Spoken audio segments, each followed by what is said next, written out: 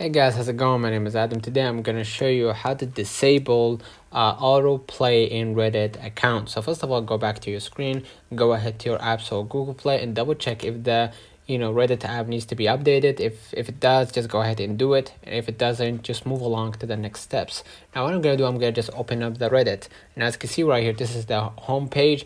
Now what I'm gonna do, I'm gonna just go ahead and click on my profile icon at the top right, and from here what I'm gonna do, you're gonna see right here the settings gear, the last option, and from here what I'm gonna do, you're gonna see right here the language tool and the view options, and you're gonna see the autoplay. So I'm gonna just go ahead and click the autoplay, and I'm gonna just go ahead and hit never. That means that I control what I see or what I don't see on the Reddit app, right? And basically that's it, right? After you disable it, you'll be able right here to get back to your screen to apply the settings. And basically right here you're gonna see the video won't play until you get that, or you hit the button of seeing that video. Let me know in the comments if this video helped you.